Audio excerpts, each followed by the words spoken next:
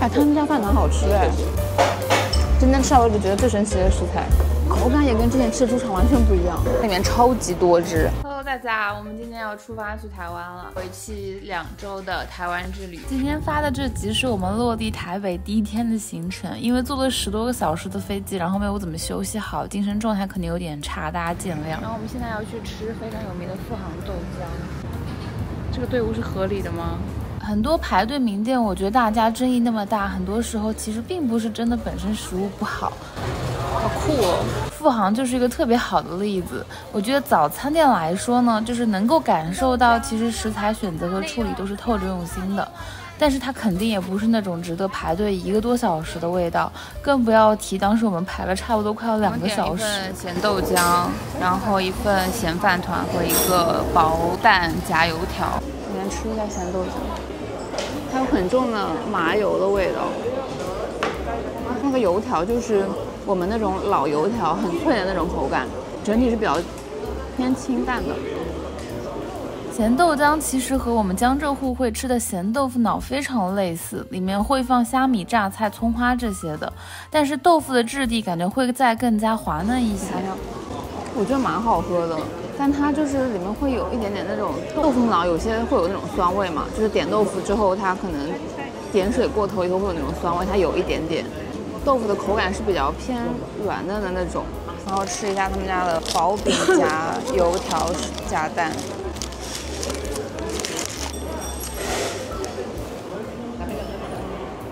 我觉得它好吃的原因就是它吃起来整体味道很干净，然后很舒服。就是你说它作为一个烧饼加油条，说多惊艳嘛，肯定是不可能的。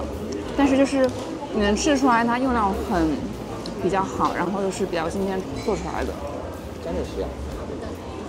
我喜欢油条加醋。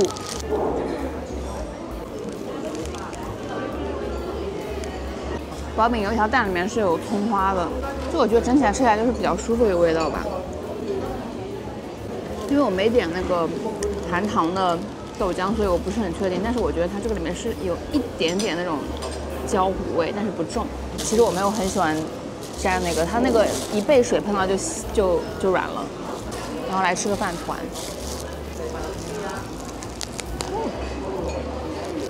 它的饭团跟上海那种糍饭团其实很像。它米是偏干硬的那种，油条是那种老油条，很脆的口感，但还有榨菜。但它比较特别的一点是里面的肉松是那种很湿润质地的肉松，就是吃起来不会干。它有2种榨菜吗？哎，他们家饭团好吃哎，你尝尝。上海人吃的时候会这样，比如说这边饭多了一点以后，再把它捏紧，然后又变成了一个新的饭团。里面那个榨菜超级提味，而且我感觉它里面是不是加2种榨菜？烧饼就是我感觉很朴实的那种味道，但是它把朴实做到了极致这种感觉。我觉得那家店是属于可能排队15分钟我愿意吃，但是排队1个多小时就真的有点没有必要的一家早餐店。之前我看别人说科普说甜不辣其实是天ぷら翻译过来就。第2家是我台北的鹏鹏的妈妈推荐的鱼丸甜不辣店。当时真的是落地没多久，但就在这家被台湾人的热情吓到。你是 YouTuber？我看到你拿那个。不完全算吧。我们做甜不辣的嘛。啊？对，然后以前会把鱼浆倒进去，然后弄成甜不辣。啊。对，然后像就有这个形状，一个，然后这样削。啊。对，它是一个比电台久的一个东西。对，好酷哦。古董。流浪区跟那个甜不辣是我已经买的，它这个鳕鱼跟外面菜都不一样。刚买的，就拿一个没关系。对，我就吃一个没关系。反正刚炸好了。谢谢。好好吃。刚刚那个有台湾人给我们先吃的那个鳕鱼甜不辣，我觉得蛮好吃，它会带点那种类似于那种咸酥鸡那种椒盐的风味，然后甜甜的。它鱼浆的比例我感觉比一般的那种甜不辣会高很多。还有个招牌的是这个牛蒡甜不辣。好像，这个好神奇，它有点辣辣的，然后带牛蒡的那个味道很神奇，它会有点那种像中药的那种清苦感。你吃到了吗？因为很搭。对啊，芋头。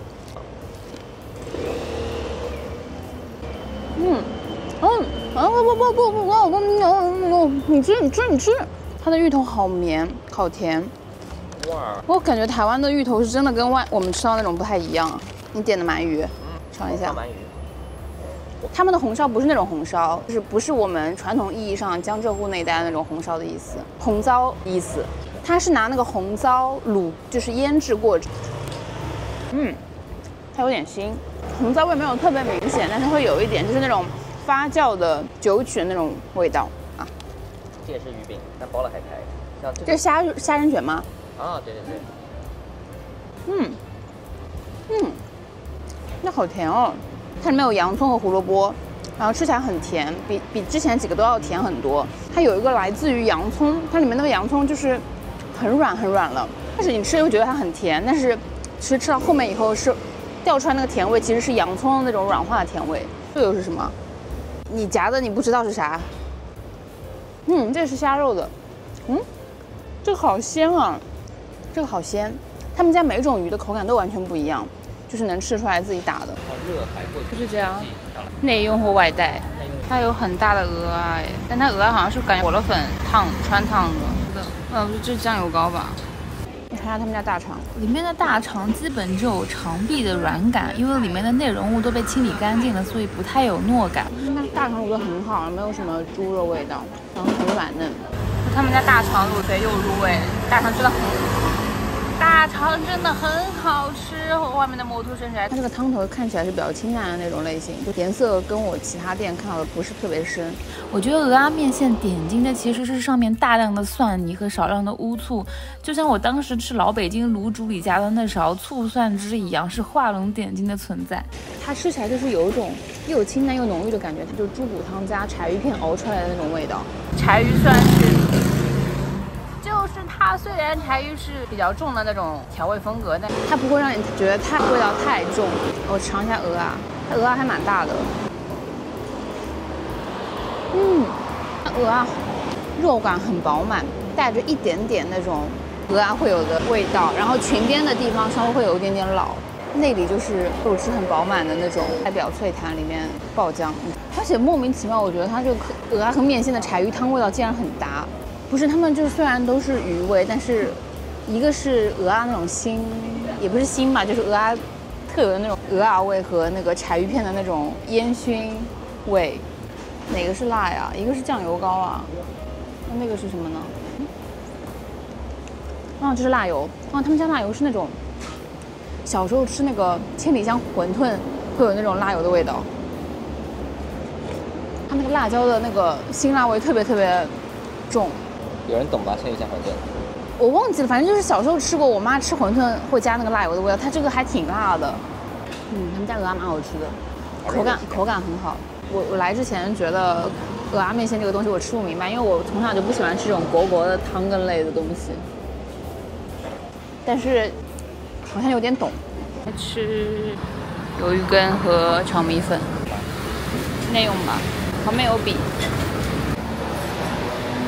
我觉得去到不同地方旅游，可能不一定所有食物都合自己口味，但是有时候体验到不一样的食材，就这个感受本身就非常有趣。我觉得台湾这种鱿鱼羹就是个很好的例子。好神奇的口感，鱿鱼哪这么好？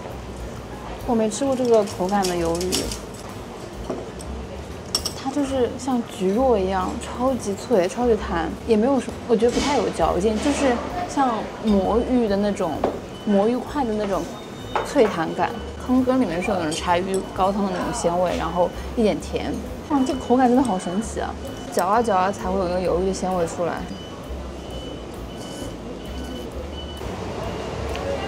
对，人生第一次领悟的时候要弹一下。另外一个就是那种鱼浆打成的那种红辣那种感觉。它这个汤里面有一点点那个加了像甘草粉一样的那个香料的味道，所以然后又加了糖，甘草本身自带那种偏甜的那种调性，调性就会偏甜一点。看看，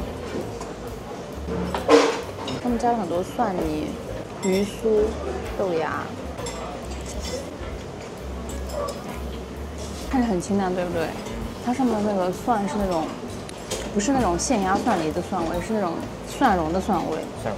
它很清淡，但是又让你觉得它很有味道。它那个蒜泥是它整个主导的味道，然后它又偏油，但是它又不会让你觉得很腻。没有，它没有那种罐头蒜蓉的那种汤臭味，它是那种你知道它是那种蒜蓉，但是又不会觉得它是预制的那种蒜蓉的那种感觉。它这个没有那种小小的鱼酥。就是增加点口感嘛，也没有什么味道其实。这鱿鱼干真的是颠覆了我的认知，但是它因为这个鱿鱼干是泡发的嘛，其实它没有什么味道，吃进去以后只有表面附着的一点点那个汤羹的那种甜和柴鱼味。其实嚼两下之后，汤汁被你吃掉之后，那个鱿鱼就感觉其实蛮淡的，主要是吃个口感。今天吃到我就觉得最神奇的食材。我喝了口那个汤，你知道像什么吗？像每次可口可乐，一根就行了。调色素。他们好辛苦，这么热天气烤这个。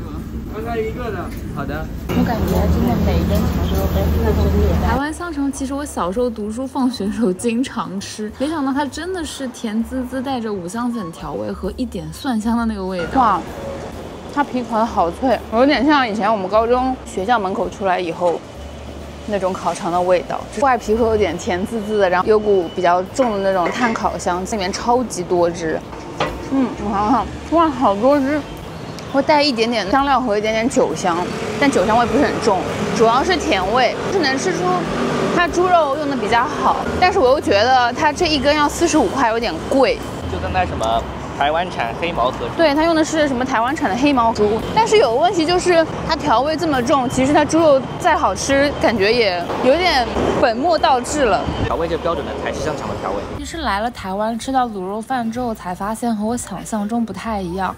就以前看菜谱会放什么八角、龟皮、香叶，实际吃了几家以后发现，除了有些店会放油葱酥，大多数都是很简单的酱油和糖调味。尝一下这个，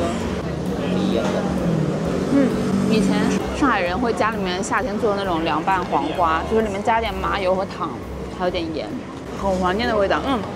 这味道以前是我邻居家大妈妈会给我们拌那个西瓜皮，适合卤肉饭。因为台湾猪肉本身已经足够好吃，肉香很够，完全不需要香料增味。我来尝一下米，满意适中。它这个肉感觉是偏肥肉偏多，但我也要坦白说，我其实本身对卤肉饭这个品相还好，香料味没有我想象中这么重，纯酱油底，然后偏甜一点。它的那个肥肉已经炖得很软很软，几乎都要化掉那种口感，胶质其实没有那么明显。挂包里面会放花生碎、香菜、酸菜。